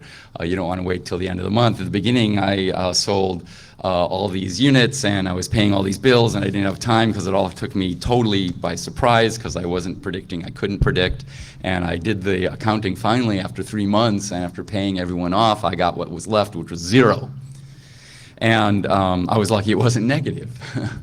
I was just really lucky, or I would have gone out of business back then. So this is really, really difficult. So it's important to think about these things, but you can't really know. We can't predict the future. We can make our best guesses and play it on the fly as we go along. And some people are way better intuitively at that, and some people are actually pretty good at seeing patterns form as they're forming. And that's a great skill to have. And I sort of have it sometimes, but I'm not all that great at it. Speaking of Kickstarter and Indiegogo, if you're thinking of crowdfunding, you should probably plan 2 to 3 months before you launch the campaign to get all your ducks in a row. And also, you want a closer, so really you want to have a deal with somebody that if we get to half our goal, this person will kick in and finish it if it doesn't look like other people are going to finish it.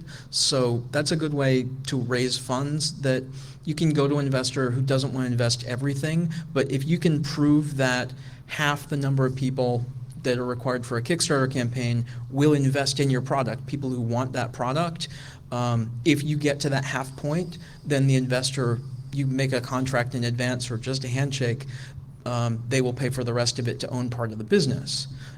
So that's another thing of proving your numbers before you get money from somebody.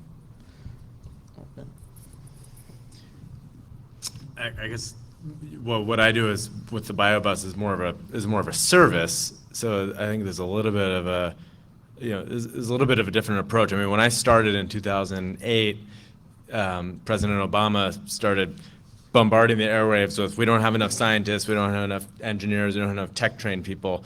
So it was really lucky for me that that message was hitting the airwaves the year that I started a science, tech, engineering, education program. And so I feel like that did raise people's antenna to the need for that kind of service. So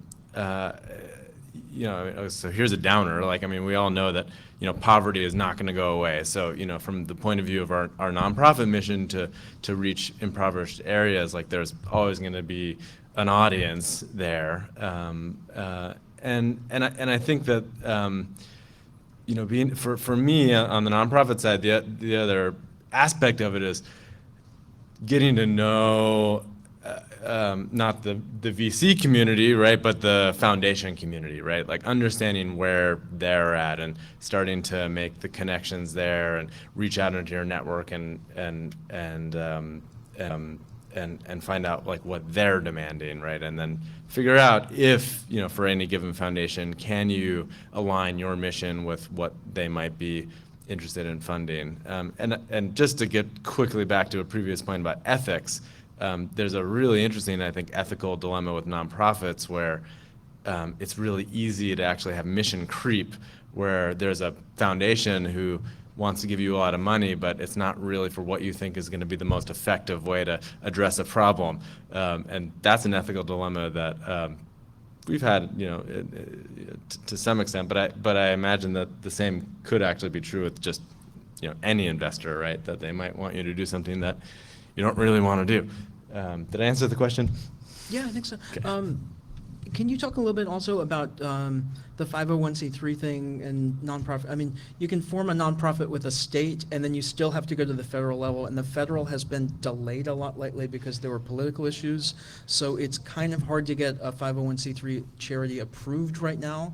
So if that's your business plan, you might want to look carefully at whether those are being approved in a timely fashion right now. I think it's like a 9 or 12-month wait to get one approved right now if you don't know a senator. But it's still a business. A nonprofit is still a business. How do you approach that? That's right. Of serving your mission and being a business? So in New York State, a nonprofit is just a C Corp, which you form with nonprofit bylaws, and you can find those bylaws, templates online. It's actually quite easy. The New York State is actually notorious for being very slow at approving nonprofits, even just at the state level, especially if you want to be an educational nonprofit, and especially if you're related to technology, because then there are all these offices in New York State that your application has to go through. And that's actually one thing I wish I had been able to afford a lawyer at the very beginning. I couldn't have, so the point is moot. But it was held up because of the use of the word. I wasn't allowed to use the word technical training in my bylaws because that offended somebody at the New York State Agency for lab technician and massage therapists, and it was like, oh my God, really? And then when we finally got to the federal level, so there's a whole nother process for filing to be a federal 501c3. That's a part of the IRS federal tax code, 501c3. And that took about 9 months, maybe it was even 12 months. I put it out of my mind. But again, there were a number of holdups for us because, we had to have special language like, anything that we publish is going to be made available to the general public.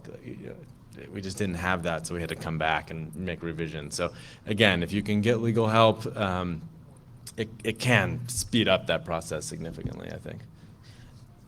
Limor, can you talk a little bit about branding and marketing and how you find new customers? Can we also answer the question? Oh, yeah, absolutely. About Yeah. how we manufacture stuff? Yeah. Okay, and then we'll do branding too? Yeah, we're running out of time, so I wanted to. Yeah, we can talk super fast. Yeah, please. Wait, so the previous question was, oh my goodness, it was about, was it risk management? How do you know how many to make? Okay, so Yeah, here's the thing. So first off, you can always start with a small run because the number is actually completely meaningless. It's like making 10,000 TVB guns is going to be completely different than making 10,000 laser cutters. Like it's not, they're completely, it's an intractable thing to think about a number. So instead what you want to think of is your fiscal risk, the amount of money that you are willing to put on the line. And you do know that number because you know how much money you have. And so you'll just work back from that and you'll negotiate when your manufacturing partner, if you're making goods, about how much you can make with the $10,000, $100,000, $50,000 that you have. So that's actually a lot easier.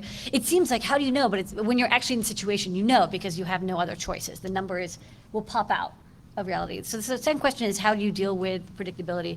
The answer is there's absolutely no way to deal with predictability, and so you have to be flexible because everyone has a plan until they're punched in the face. And so as long as like people ask me like, okay, well, what's like the next hot new microcontroller platform? And it's like, well, I don't know, but I'll know when I see it. So as long as you're flexible and willing to change direction, like when the Raspberry Pi came out a couple of years ago, actually when I first heard of it, I was like, well, I don't know, is it like vaporware? Is it really going to happen? It's like another Ouya console. Like I hadn't seen it, so I had to kind of guess. Like I didn't think this was going to work out. I finally got my hands on one like a day or two after launch, and I was like, oh, this is so fucking cool. And I was like, this is definitely going to be it. I could tell just by like having that experience and changed plans immediately, having had that flexibility. So if you have flexibility, you're willing to change, that's more important than trying to have a plan which isn't going to work out long term anyways.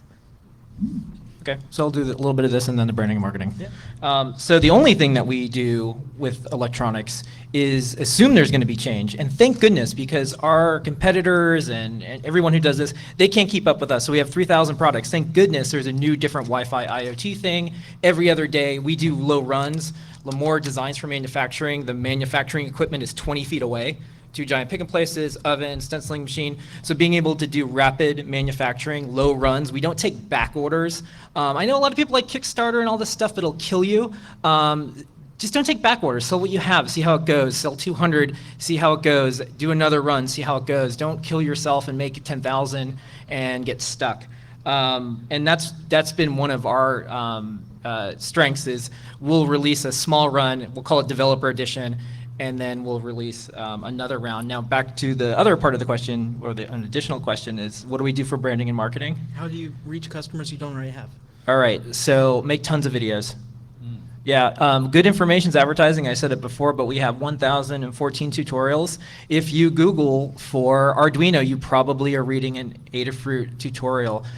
Think about every single company out there that's probably wasting their time with a giant PDF manual. No one reads these things. For customer support, do public forums. Who can possibly catalog a call that no one ever hears? So do your customer support in view, in public, that it's searchable. The more you put out there, the more customers are going to find you. We do a kids show with puppets, with electronics. This is why we don't have investors. We both get fired because it'd be like, well, you're not delivering to the investors, so no puppet show for you. But it turns out the parents buy a ton of electronics. So, there's lots of things that seem counterintuitive. I would say if you look at a recent unicorn, I don't even know if it's a shaven unicorn because it's the Dollar Shave Club. They sold for $1 billion in cash. And what did they do? They just did YouTube videos.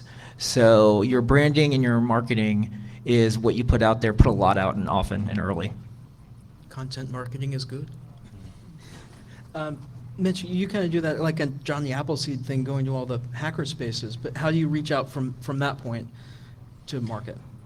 I just find doing, like when we started NoiseBridge, and this relates, when we started NoiseBridge, everyone was totally excited. It's like, oh, we're going to have a hackerspace, but we didn't have many models to draw from because there were only a handful in the world, mostly in Germany, and there were a few of us in the US trying to start our own spaces. We're all helping each other. We're kind of going in different directions. And energy is really high at first, but we're talking about, oh, well, we have to do, like we were talking about, like 501c3, if we want to be nonprofit, or should we be for-profit, should we be a spiritual organization, and all these things about organization. And, we didn't come together to hack law, we came together to hack the planet. And so instead of 54 people showing up to a meeting, it was more like 15. and the energy was waning, so we started doing workshops, and that brought the energy way high again, and we're doing them frequently. And so I learned from that, and when I going out teaching soldering and developing with Lemoore TV Be Gone kit, that was a fantastic way for teaching people soldering, but it was also, as I said before, unintentional, but it was really great PR.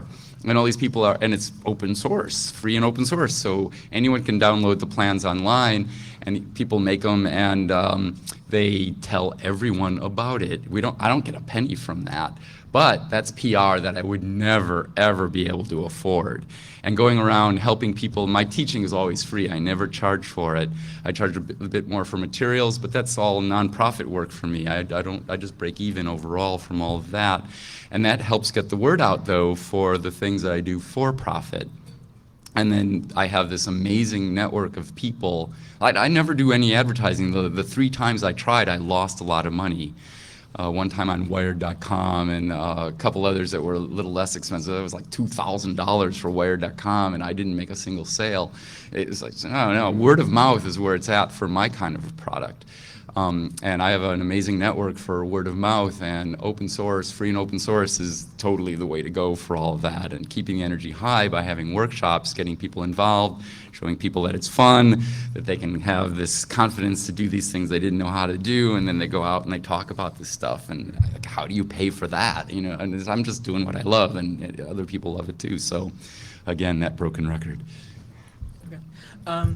So we're pretty close to the end of this session, but there's no session after this one in this room. So we'll stick around a little bit for Q&A if any of the panelists need to run over to the closing ceremonies, or if any of you want to go over. We're going to go a little bit over and do Q&A if anybody feels like sticking around. Can I pitch my marketing? Yeah, absolutely. Let's roll. But I just wanted to give people I'll see, time to get over I'll see there. everybody at Maker Faire in September. Actually, it's early October this year in New York City. The bus will be there, and that's our main way of doing marketing, is actually getting people on the bus using the microscopes. We have about 10,000 people a year at different public events. And I said that we're only doing services, but we will actually be unveiling our first product at Maker Faire this coming year. It's a 3D printed open source open microscope that we'll love you guys to come visit us at Maker Faire and play with. Okay. Anybody with questions, come on up to the microphone. Oh, yeah. Well, 1 second. I asked all the panelists to ask themselves a question, so I would love to hear what you guys came up with each other before we take questions. If you could just do it quickly, and then we'll take questions. You want us to ask another panelist a question? Okay. All right. Well, Mitch, I introduced you to Lemoore. How's that working out for you? We've been friends for a long time. That was it. Also, I actually didn't prepare. I'm gonna skip and I'll come back because I know about this. Philip, what's the worst legal trouble you've ever been in in business? Yeah, last year we successfully fought a government subpoena. They wanted all of our customer records.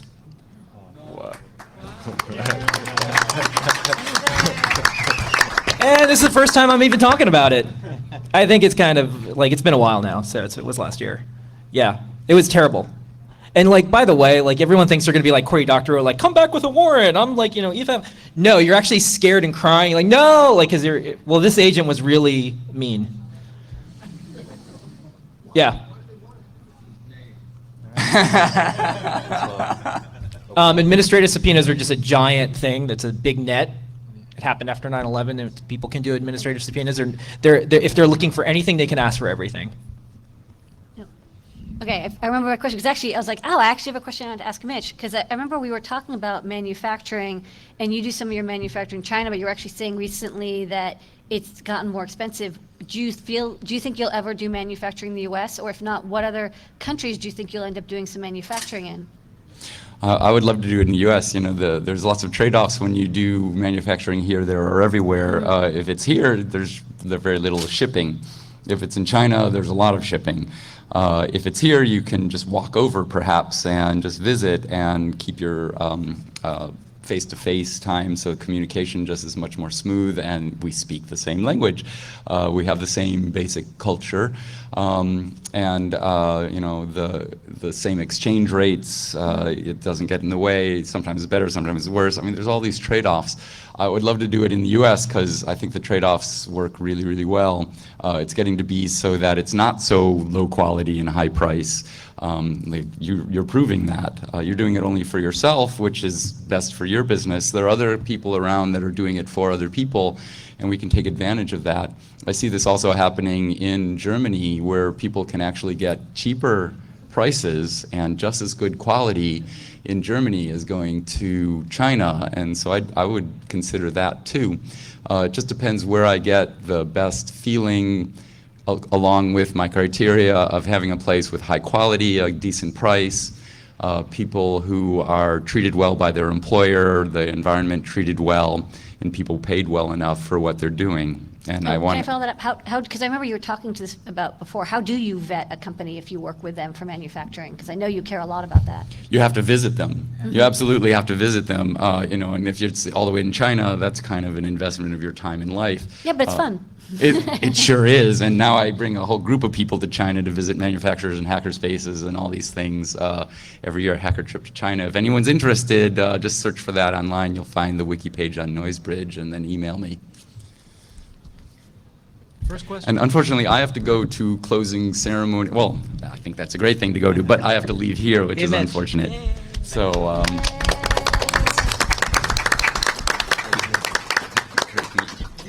Let's do more. Sure. So, I'm a huge book reader, and this is for the whole panel. I was wondering what book helped you the most when you were first getting started, when you're like, how do I deal with what is an LLC? How do I deal with the laundry list or checklist of all the things I need to do to actually be a legit business? Let me just say one book there quickly. The E-Myth Revisited has a lot of amazing pointers.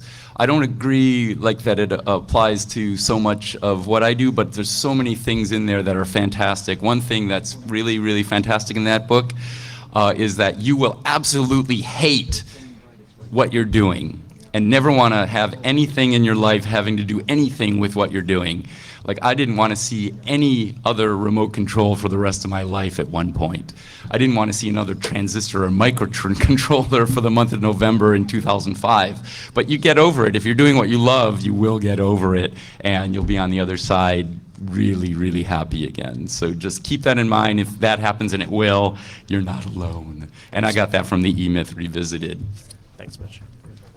So anything by Nolo Press, those are they're kind of the O'Reilly of business books, but they cover a lot of the technical details of like, how do you form an LLC? What are the actual legal requirements? Yeah, all the Nolo books, and then also read Dune like 3 or 4 times. Dune's an excellent book. I'm not kidding. No, Dune's a really good business book. Awesome, thank you. Charles, do you have anything? Or? No, most of the good business information that I've found was online. I didn't have to pay for it. Okay. A lot of the VCs and the seed investors, they write about this stuff all the time. Okay, cool. Thank you. And I second the E-Myth Revisited. Hi, I have 3 kind of questions. We actually do have to close at 7. Pick because one. they're gonna So start- So they're One they're really all good kind one. of together. They had, because somebody said at the beginning that business don't have a business plan, and then somebody said do have a business plan. And I find that sometimes business plans are restrictive. And then the other thing I was going to ask is, you didn't really talk about the difference between not-for-profit and nonprofit, and how you can have a business There's no where you're not difference. against making money, but it's not the driving force. The There's no nonpro- technical difference. Yeah, not-for-profit and nonprofit are the same thing. A nonprofit organization, the owner of it, it's a board of trustees, not directors, and their responsibility is to keep it going if they feel like it's doing good. And if it's not doing good and they're not monitoring that, they can get in trouble with the IRS. That's it. A nonprofit organization is a business, but there are no shareholders, there are just trustees, and they don't get paid when it makes a profit. But nonprofit organizations should be making a profit and growing. And if the money doesn't have to go somewhere immediately, it should go into a trust that supports it in the long term. Okay, and so then a little discussion about how fixed does your business plan have to be? it shouldn't be, you should be flexible at all Yeah. times. Yeah, like if 10 years ago, Lamore said, I'm going to, 10 years from now, have a $42 million open source electronics company in New York City that has a puppet show and a weekly hacker show. That'd be weird if I had said that. Which we did, but we did. But That would be cool. But most folks don't. I'd say in this day and age, 2016, put in enough flexibility. So instead of saying we're going to be the number one store, blah blah blah, say you want to have the best or fastest shipping. Give yourself some flexibility so you can go into that, because we get asked all the time, where are you going to be in 5 years? Well, I know we're going to have the best products, we're going to have the fastest shipping, we're going to have the best customer service. So a business plan that sounds a little bit more like that, because like lots of stuff can change. In fact, it should, and thank goodness.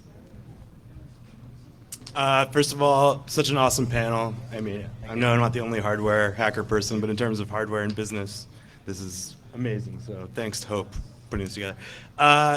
First thing, are there any lessons to be learned or insights to be gained from what has happened with Arduino in the last year and a half? Yes. That maybe very quickly. Yeah. I mean, I don't can know how answer much it in you one guys can sentence. talk. Register your trademark worldwide. Okay. That's it. That's it. Okay. Yep. Yeah, And then- Arduino didn't, and someone else has Arduino in SRL, Europe. they Yeah. have the, interesting. Okay, and then second, when you guys are hiring people, you're choosing partners, like, important employees, what's like the one or two things that you look for when you're first sitting down with them? What qualities would you say, like maybe two qualities? Someone that you're gonna work with for a really long time, what do you look for? So we're hiring right now, so if anybody wants to apply, and you should be ready to really just step up and do almost anything that's required of you. You should be able to work in a team. You should be good with kids. Want to get anything? No, I think, All right. I would Thank- say when you talk to them and talk about their achievements and the things that are important to them, if they're other focused and they're talking about how they helped others, that's usually a good sign. It's all about them, might not be so good. Yeah. Awesome. okay. Last question. Hi. So gotta pick one. I've got one on stress. The other was on the challenge between community building and grassroots, and how one transitions into the other. And the other one is about sort of the respect situation with the tech workers, and understanding that CEO is hacking a business, and that's not always perceived or understood, and yada yada. And so, which one should I dive into and ask you about? Dealer's choice, man. Pick one. Please pick one fast, so. Okay, cool. Okay, Sorry, get thanks. out. Get Thanks, out. Greg. Turn or burn? All right, so I loved the weekly hangout idea. The thing that you do at 7:30 every Wednesday, I thought that was really, really brilliant. And I was curious if you've run into problems or unanticipated conflicts with the community once people started to realize that this community building thing has very real business value for you. You're recruiting, you're hiring, and did it change the dynamic of it? Did it kill it? Did it make it better? And really simply, just Mitch made the comment that you can do this community building for free and not be some evil Machiavellian overlord. It can happen, and I appreciated it, but there's this constant tension. We have a tech working space in Lancaster, and it conflicts from time to time subtly with the meetups and stuff like that. So just feeling it out. Don't want to answer? Want to say the answer? Okay, I'll just answer it real quick. So there's community and there's audience, and a lot of companies don't survive that transition. So they have a hardcore group of people, and then it turns to audience, and the community doesn't like all these newbies coming in, and it's awful. And so what you have to do is from the very beginning set the DNA. So for us with the show and tell, the marketers aren't showing up, people aren't selling things, they're showing what they made. And that's the core of it all. People could show their new Kickstarter, that's fine, but it has to be something they made. So set up the boundaries and the structure in the beginning, because it's hard to go back and change it. So that's what I would say, is figure out what the most important thing is. If it's a system in which marketers could come in and start selling stuff to people, no one would ever do the show and tell with us, ever. Right. And so that's its DNA. It's showing something you made. Yeah. Awesome. Thanks, everyone, and I think we finished with 1 minute to go. Yay. All right. Thank you. They're like tear down the stage right now. Yeah. Oh, that's that vibration. Yeah, I know, they're like. So we had a